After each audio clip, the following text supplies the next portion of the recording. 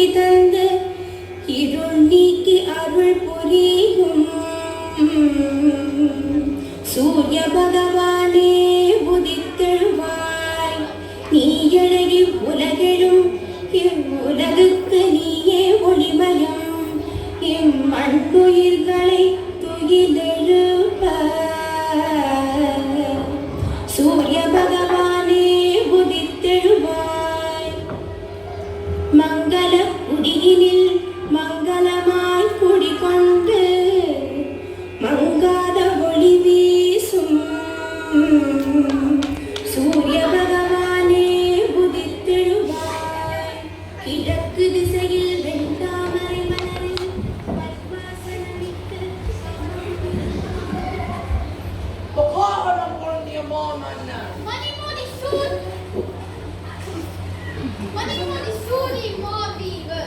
அடங்காக்கும் திறன் உடையோர்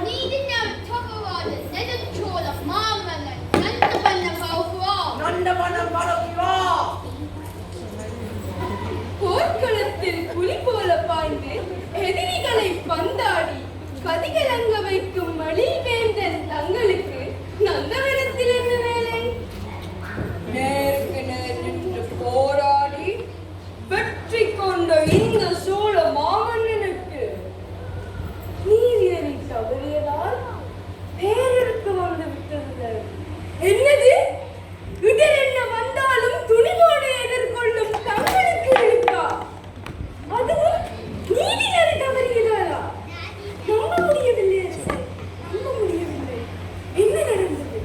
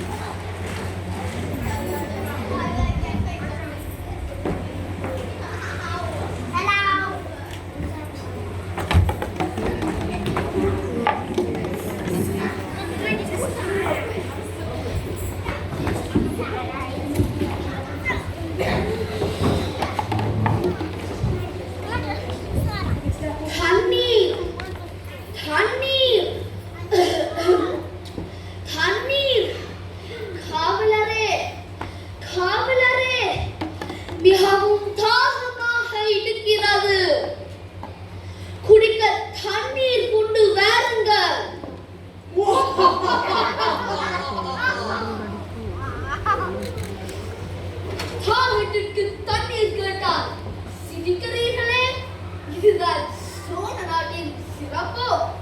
போரில் வெற்றி கொண்டு சிறை பிடித்து விட்டால் மட்டும் போதுமா?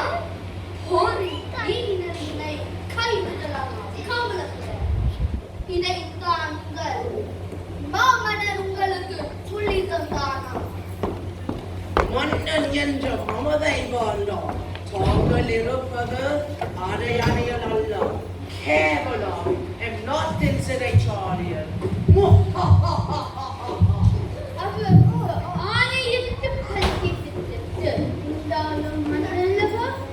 தாண்டாண்ட மன்னனாக இருந்தாலும் சாதாரண குடிமகனாக இருந்தாலும் எங்கள் நாட்டின் சிறைச்சாலையில் எல்லோருக்கும் ஒரே நீதிதான்.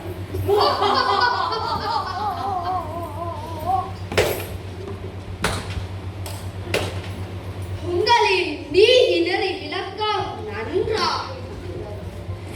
நீதி நெறி தவறாமல் போரிட்ட ஒரு தேசத்தின் வீரனுக்கு நீங்கள் தரும் மரியாதை மிக அருமை. சோழ மன்னன் செங்கானர் சிறந்த மன்னனோ போர் வீரனோ என்பதை ஆனால் அவரின் காவலர்கள் இப்படி இருப்பார்கள் என்று நான் எதிர்பார்க்கவில்லை.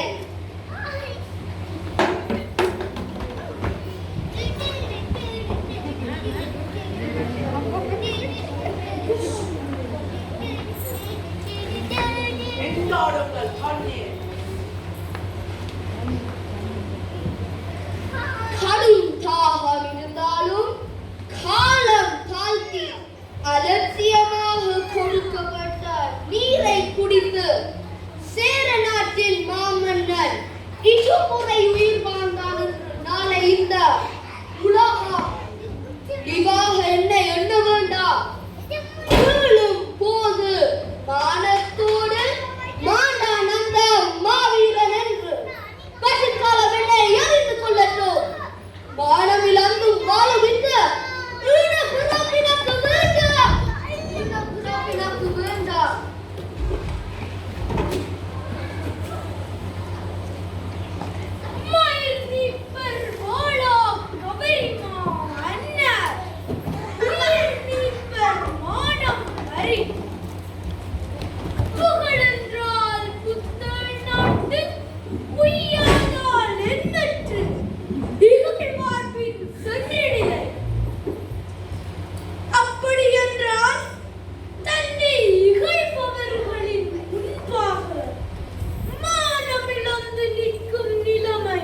புகழையும் தராது